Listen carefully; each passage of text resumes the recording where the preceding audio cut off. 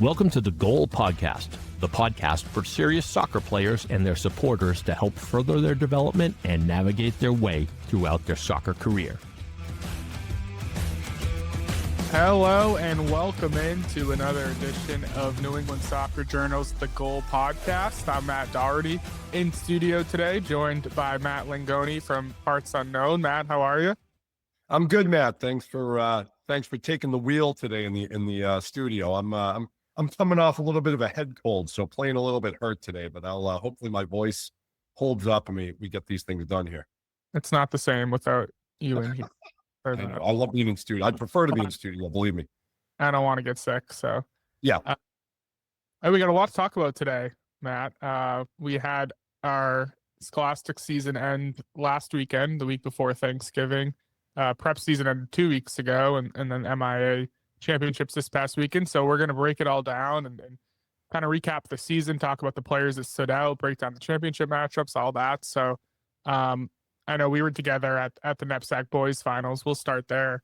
And just some great games, both finals, Class A and Class B, were good matches. I know we kind of got to see both, which was nice. They started an hour apart. So for you, like, you know, being at Brooks that day, like, what was your biggest takeaway of the day? And I'm sure you weren't surprised who the two champions were at the two highest divisions.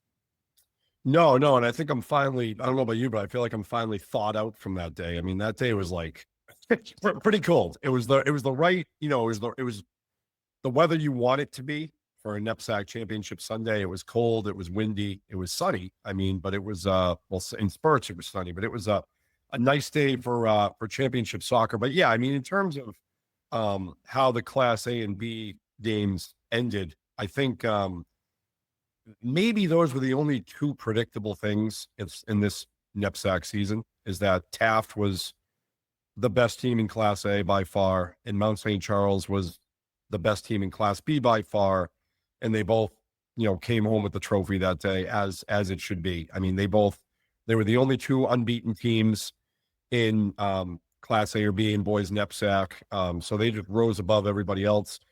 You know, it's interesting. I know Mount we watched and Mount scored, I think it was like 7 seconds into the game, or was it 15 seconds into the game? Something crazy. 13 seconds. So right in the middle of what I just said. But Mount, I mean, they got going early.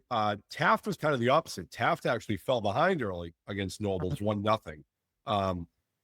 But you still had that sense, like, once Taft tied the game 1-1, I remember thinking to myself, like, this could end up easily being like 4-1 Taft by the end of this thing. And it, you know, turned out to be 4-1 Taft. I mean, they just come in waves, and Taft is kind of the resounding, you know, theme from this NEPSAC season that I walk away with is like, man, what a run Taft is on right now. 33 game win streak that they will take into the 2026 season.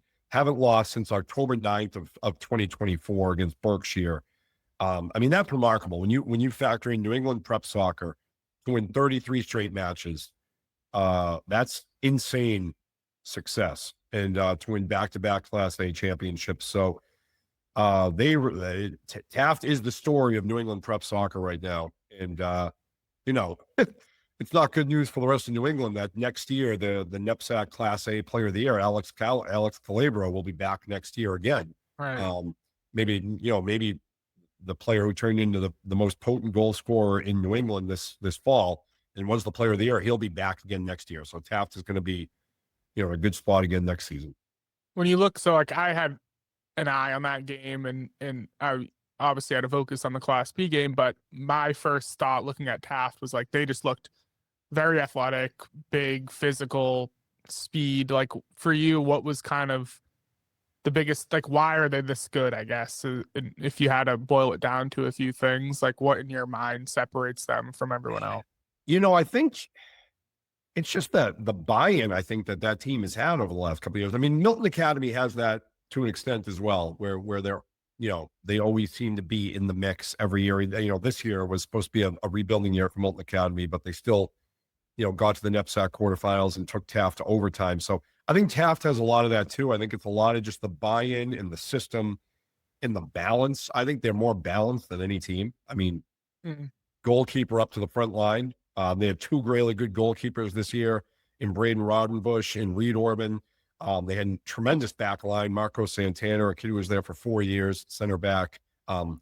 Vincent Levasseur is back there. Mathis Elasaint in the middle. I mean, they just had really, they were able, their defenders were absolutely strong, and they were able to, that there was no weak area of the field. So the defenders could play to the midfield, could play to the attack, and it would just be really hard for teams to defend that. I don't actually think Taft was necessarily like big. I know they have post-grad players, and some teams don't. A lot of the ISL teams don't have PG players.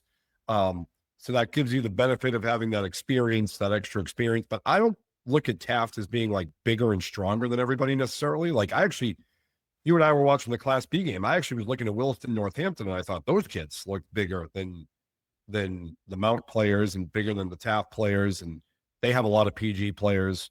But what separates Taft is just the balance. I mean, so many guys can hurt you. I mean, they had a kid, Fields to Shaw, scored maybe the best goal of the championship game, a rocket from like 30 yards out into the lower corner off the dribble.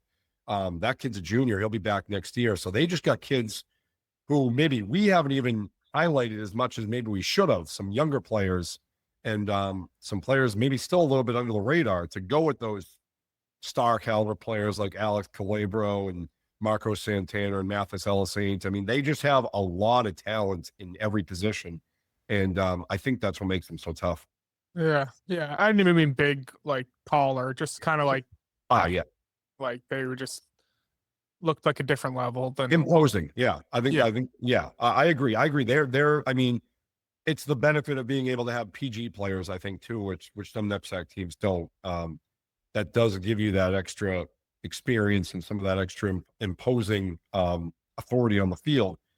But I marvel at the balance, and I think I had a story on Taft in our website, posted on our website yesterday about Taft's key was really just staying humble and kind of putting everything it's done on the back burner. Like they didn't, I mean, at least they say they didn't pay any attention to the 33 game win streak. I don't know if that's true or not, but their head coach, Ozzy Parente, says he kept it on the back of his mind, didn't mention it.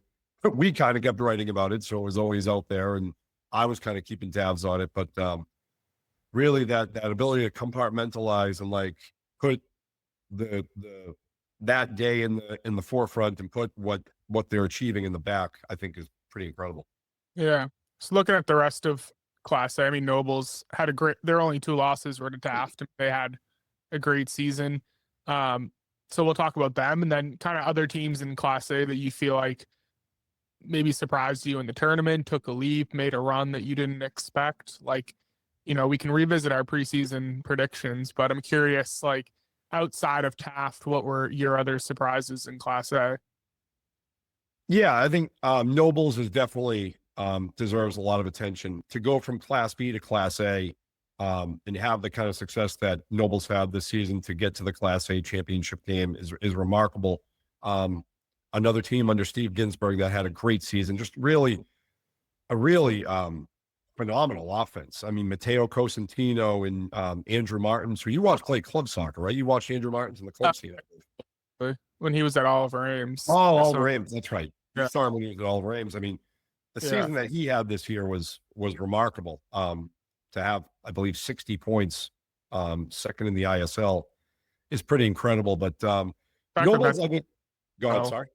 No, the fact that 60 points didn't lead the ISL is kind of. I know, it's insane. I mean, you would think 60 points would get the job done, but it didn't in the ISL.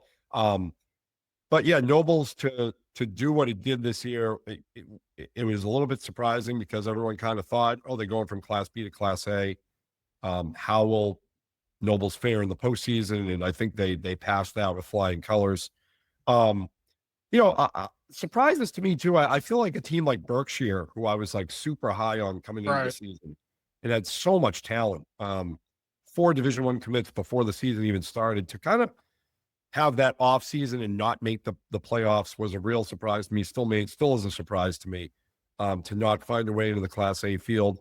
I think another interesting turn of events was Loomis Chaffee, which for probably the first 2/3 of the season was right there, kind of neck and neck with Taft in terms of dominance. The only loss was a loss at the next level invitational to Woodstock Academy, which is a non-NEPSAC team. Loomis looked like the one team that might be able to challenge Taft, and then some struggles down the stretch, maybe some injuries, maybe some untimely red cards kind of hurt Loomis, and ultimately, kind of put a damper on what was looking like it was going to be a really promising season. But, he still, I don't want to take anything away because Loomis was really good for the first 6 or 7 weeks of the season. So those were surprising, though, because I thought coming in, it was going to be Taft, Loomis, and Berkshire battling it out. It ended up being Taft, but Nobles was the other one who kind of crashed the party. Yeah.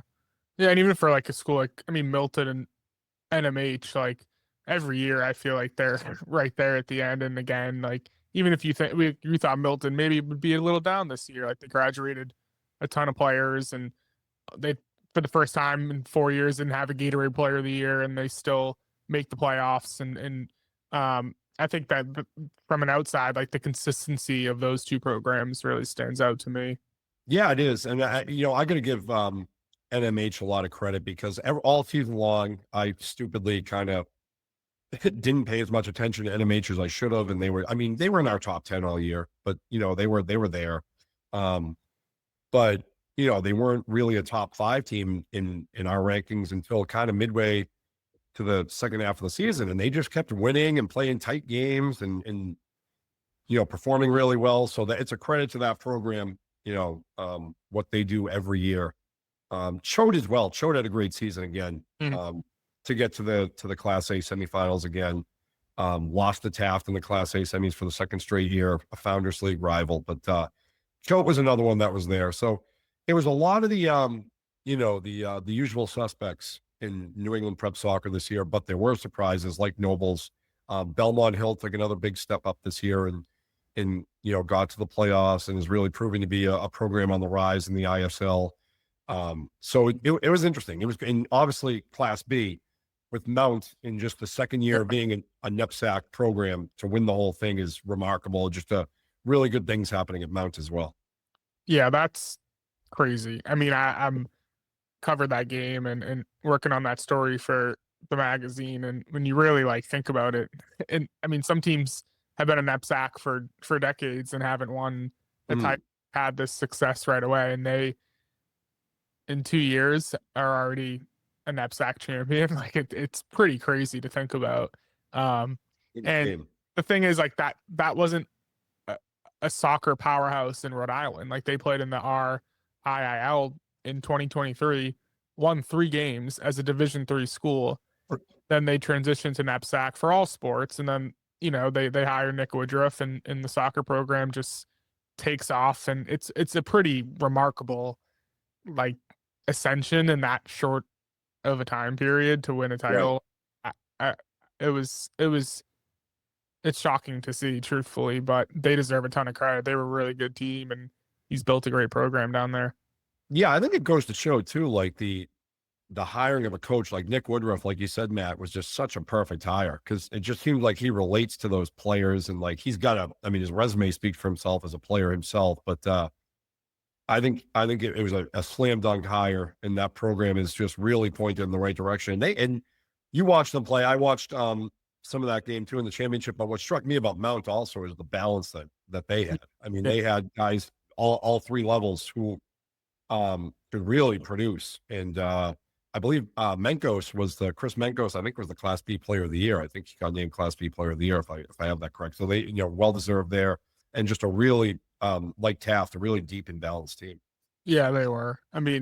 He was saying after the game, he's like, I feel like we're the deepest team in NEPSAC. Like we have the best team because we can go 16 players deep and not really see that drop off. And you could tell like they had good players. Even in the championship game, like they had 3 different guys score. I think they had 3 different guys assist on those goals. So it was like, they had a bunch of different ways to beat you. And I think defensively they were really strong with Menkos in the middle. Right. Miranda was a really good player. He just built a really good roster. You look at like kind of the transfer portal in college, and I feel like they had to do that. They started from scratch. They brought in 21 new players his first year, And they also really rely heavily on those post-grad. I think they had 11, 12 post-grad players on the team this year. So, he obviously has an eye for talent and knows how to bring those players in and morph them together to make them work as a unit. And you could see that the depth, the experience, and how they all kind of fit together well. And undefeated season. I mean, they were definitely the best Class B team from day one on. Yeah, and I think I want to shout out a couple of the NEPSAC girls champions too. And Mike Z did a tremendous job covering that for us all season. Mike's kind of a MVP for our organization with everything he does, but he did a great job covering prep soccer. And Miss Porter's winning the Class A championship on the girls' side was phenomenal run. I mean, that Class A on the girls' side of things is a gauntlet with Buckingham Brown and Nichols and Worcester Academy and all these powerhouse programs, and Choate and Westminster and Loomis, and for Miss Porter's to come out of that with a championship is a great run. And then in Class B, I mean, I think St. George's as a 6 seed to win the Class B championship on the girls' side was one of the surprises of the fall. Anytime a 6 seed wins, that's a big deal, because we all know in NEPSAC that those 1, 2, 3 seeds, even the 4 seeds who have the home field advantage, I mean, those are really tough matches. So for St. George's to run that gauntlet and win the whole thing in Class B on the girls' side is excellent. Yeah, Miss Porter's, I mean, I know they've been close the last few years, so to finally get over that hump. And they played the last 2 games without Sage Chisholm, who's one of the best goal scorers in the region, committed to Miami. I mean, we know her from FC Stars Blue. Like, she's the real one. For her to be out of the lineup, that's a huge loss. And for them to still have the talent, I mean, Bella Salina's a phenomenal defender, so having her there certainly helps that loss. But it was a collective effort, and to step up like that for the 2 biggest games of the year without your top scorer, they deserve a ton of credit for finally getting over that hump. It's a tough thing to do in high school sports, like when you've been there and lost, and it kind of eats at you, and it's kind of the trademark of your program that you're right there, but can you get over the doorstep? And they did. So that's a really talented team. And I know Mike, I pegged them all year as kind of the team that to beat, or one of the teams to beat. So, he was definitely on them from the beginning, but for them to get over that hump is a great way to end the 2025 season.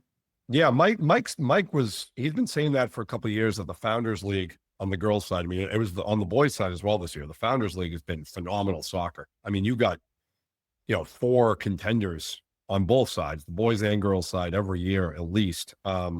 Even on the boys' side this year, Hotchkiss was knocking at the door as a possible Class A team. But on the girls' side, Loomis, Porters, Westminster, Choate, I mean, all top-notch contenders. Bella Salina, like you mentioned, Matt, she was the Class A player of the year on the girls' side. Tremendous player going to Kansas, like you said, to play. We'll see a lot of these players for these NEPSAC girls programs during the club season, obviously, which will be firing up really in about full force in about a month with that Florida showcase for the ECNL, and it'll get going in the spring, and we'll have a lot of coverage on that. But a lot of these players are just superstars on the prep level and the club level. Yeah, and going off that Class A girls side loaded, like, Mike was BB&N got the 8 seed, and we were in here the week before, and he was like, there'll be a 4 or 5 seed, and they got the 8 seed. He was like, what is going on? And then, they went out and they beat Loomis Chafee in the first round, who's the 1 seed and one of the favorites. So that 1-8 matchup was not fair, I guess, on one side. I mean, it's a brutal draw for Loomis, and for BB&N, who, I think we thought they'd be a little bit higher, and that team has, Division I commits on their team. They're a perennial Class A favorite. So that just speaks to kind of how tough it is to win that tournament when you have a team like BB&N as the last team in the field. Yeah, they did the top seeds in both Class A tournaments, boys and girls, no favors this year. For Loomis to have to play BB&N in a first round matchup is crazy. You never want to see BB&N in a first round matchup. And on the boys' side, for Taft to have to play Milton in the quarterfinals, I mean, that ended up being Taft's hardest, most difficult tournament game, was Milton in the first round as an 8 seed. But I don't know. Who knows what goes into these seeds? I think Nobody would have ever thought BB&N should be an 8 on the girls' side. I don't know how anybody would think that with the talent that team has, and I don't think anybody thought Milton should be an 8 seed on the boys' side. So, it was tough sledding for those teams. Yeah, sure. Yeah, but it means you have to earn it, and I think in that it's different in like the high school, public high school, where like your first couple games are usually walkovers. Like you're playing a 32 seed if you're the 1 seed.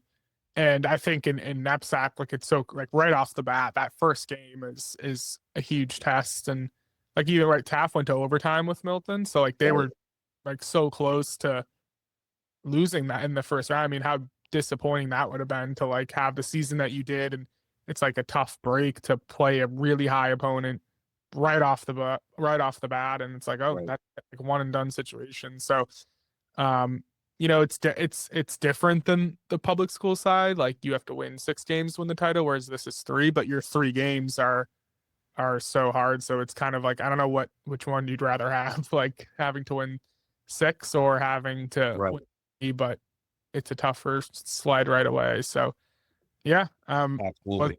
Even Mount St. Charles, like they went to overtime in their semifinal game against Suffield, which they survived, and it was close. And I think they were a few minutes away from going to kicks as well. So like they could have lost in the semis. So it's just, you really have to earn it to win the NEPSAC title. Yeah. It's what makes it the best. We said it in our playoff preview podcast with Mike, the 2 of us and Mike, when we said, to win 3 games in a 5-day span, it's super hard, especially when you're talking about. Right, I didn't even think of that. Yeah, the time. Yeah, and with that kind of level of play, not much talent. It's insane. It's what makes it awesome. It's just it's crazy though, because it's the fastest season. I mean, it's funny. It starts up. We start prepping in August, and we're like, oh man, here we go. All right, season, and then you blink and it's over. November 16th, it's all over. And everyone's gearing up for club season after that. It goes by really fast. But it was another fun season. One of the, we love doing it. So we're gonna have to look to 2026 now and give me all your class champ. I'm just kidding. Man, let's not make everybody mad right now. No. I mean, I think it starts 2026. I mean, Calabro's coming back for Taft, so I assume they'll be your preseason number 1 when we do this August 25th. Right. I mean, it's cliche and boring, but if we're talking about what we're looking at going into 2026 at this point, it's Taft again. I mean, how do you not look at the team that's going to be going for a 3-peat and is riding a 33-game win, I keep calling it a win streak, 33-game unbeaten streak. They've had a couple ties in there, but 33-game unbeaten streak, looking for a 3-peat. I mean, it all starts with Taft. Who can knock Taft off the perch? We'll have our story in April with all the newcomers that are being added to these NEPSAC programs. And now a lot of times that's kind of where you find out what teams are going to be working with when they maybe add some PGs or some transfers or some, instant impact players. But, I think Milton's going to be right there again next year. Nicky Pittarelli's coming back and some Emmanuel Cheo. They got some good talent coming back. I think in Class B, I think Vermont Academy is a program on the rise that we're going to have to watch out for next year. They were kind of like Nobles in that they went up from Class C to Class B this year and really showed well for themselves. Got to the semifinal. Lost to they lost to Williston in the semifinal of Class B. But I think Vermont Academy is a team we're going to be looking for next season, and then. It'd be interesting to see like some of those teams we mentioned, like Loomis. This was going to be their year. They had a lot of seniors this year. How does Loomis bounce back after graduating a lot of players? How does Berkshire bounce back after losing some talented players? Do those perennial powers make a return and come back? And then you have some ISL teams on the rise, like we said, Belmont Hill earlier. Roxbury Latin's been knocking at the door for a couple of years now. Rooks, I think, is a team that's going to be really good in Class B next year.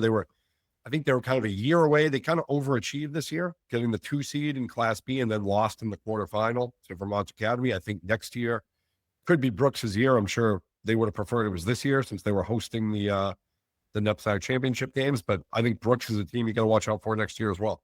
Yeah, I saw some of their players at the Class B games, so they were kind of waiting for their moment next year. I know you wrote up Brewster as well as a team.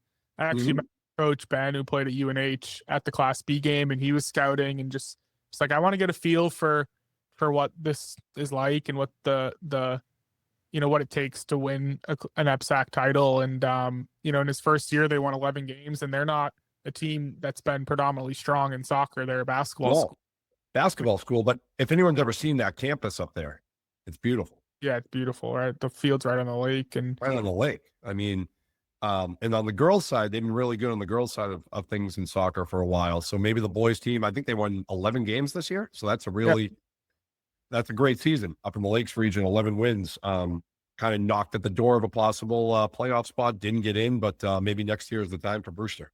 Yeah. Perfect, Matt. Well, thank you for recapping this season for us. And I know you'll have some more coverage throughout the rest of the year on some takeaways from this season. Looking forward to next season as well. So appreciate all your coverage this fall. Yeah, it never stops. We'll be all over the scene, covering the prep scene, continuing to cover obviously the club scene will be starting up soon. So we'll be all over that. But there's always plenty to cover. We'll be on it. Sounds good. Let's do some extra time. Let's do it. It's the end of regulation, so let's move to extra time.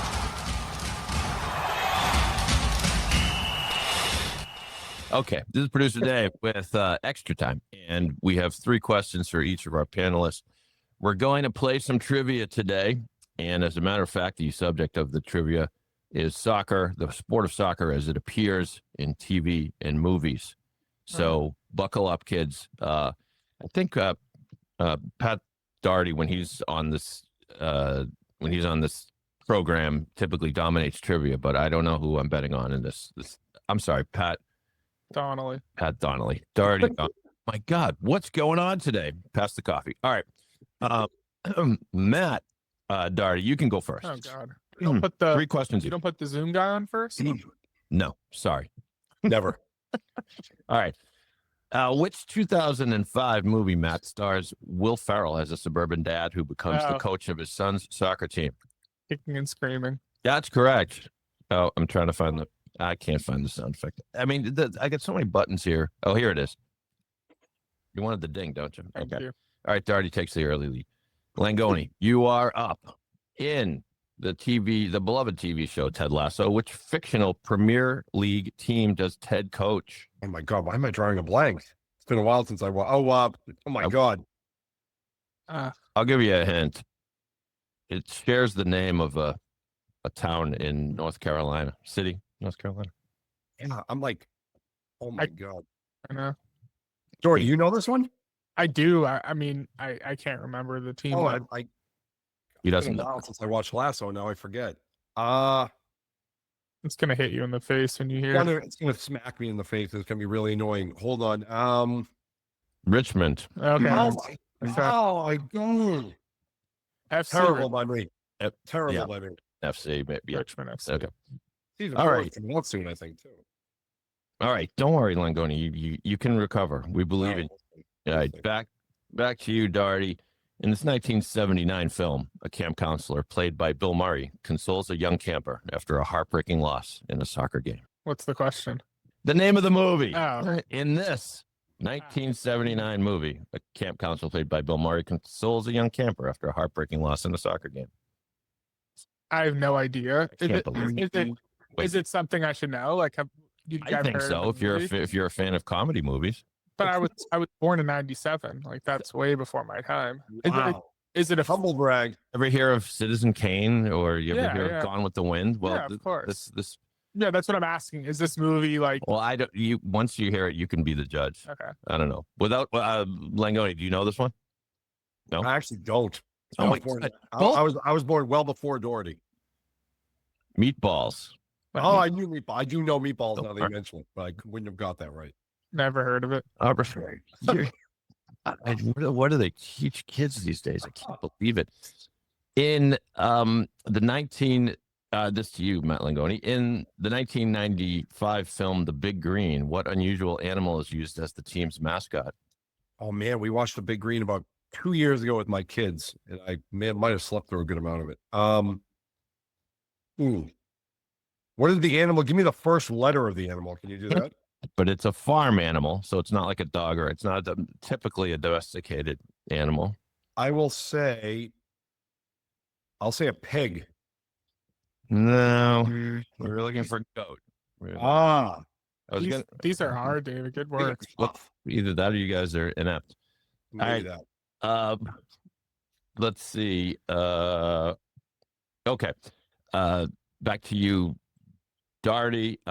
In this 2002 movie, a kaleidoscope of color and culture clash humorously as an Indian family in London tries to raise their soccer-playing daughter in a traditional way.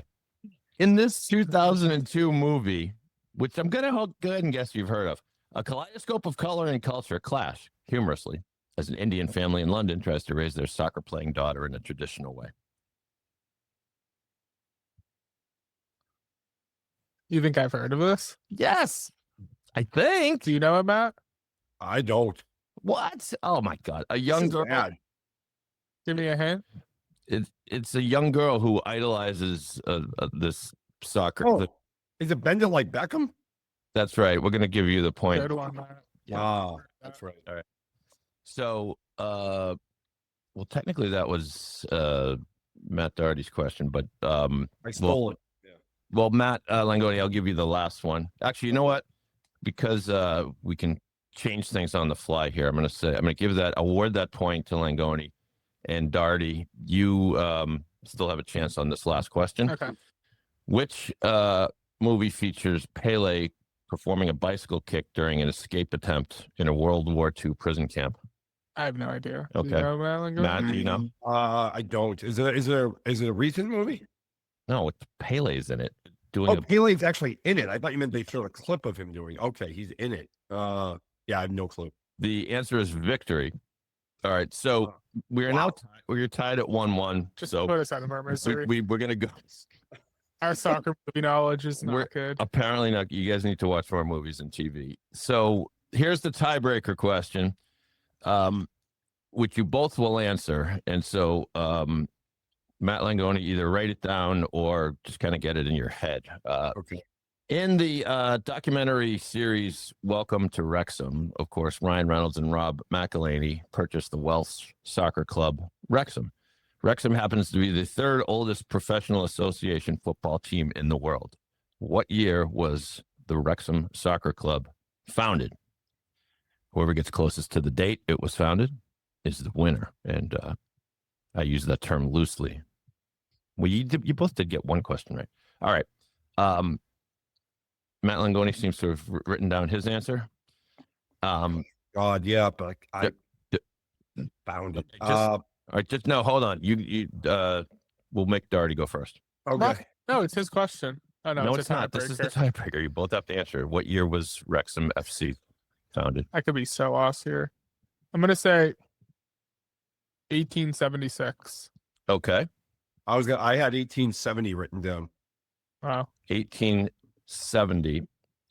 And the actual answer is 1864. So congratulations, Matt Langone. That's great. I knew it was well over 100 years. Although, Doherty, that wasn't a bad guess. Thank you. Good guess. Yeah. I thought you were going to ask a question about that show in the trivia because I feel like that one and Ted Lasso and I guess Kicking and Screaming would be the only ones I would be able to answer. Like Victory. What's the one?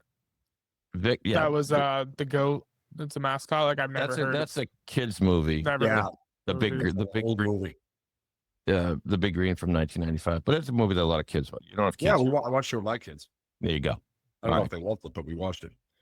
Well, I could say I'm proud of you both, but I'd be lying. But fun. I had fun too. We'll do better next time. I'm glad. Fun. I'm studying next time. And maybe you learned a few things. Back to you guys to wrap things up.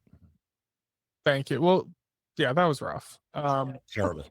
But Terrible. they're good questions, David. I'll have to Okay. admit it. Matt, thank you so much for coming on today. Hope you feel better soon, and thank you for recapping the season for us. It was a good one. Yeah, it was great. I'm sorry I couldn't be in studio as I like to be, but I'm even sorrier that I did so pathetically on that extra time. Man, that's gonna stick with me. I'm gonna lose sleep tonight over those answers. next episode, I'll give you guys Extra a chance. time, and some our comeuppance. postseason predictions. Like we got to do better next time. Yeah, do better. Well, thank you, David, and that'll do it for today's episode of the Goal Podcast. The Goal Podcast is a Siemens media production. New England Soccer Journal's The Goal Podcast is produced by David Yaz and is a Siemens media production. You've been listening to New England Soccer Journal's The Goal Podcast. Don't forget to rate, review, and subscribe wherever you listen to our podcast. Or visit nesoccerjournal.com/podcast. Siemens Media. Inspiring, informative, insightful.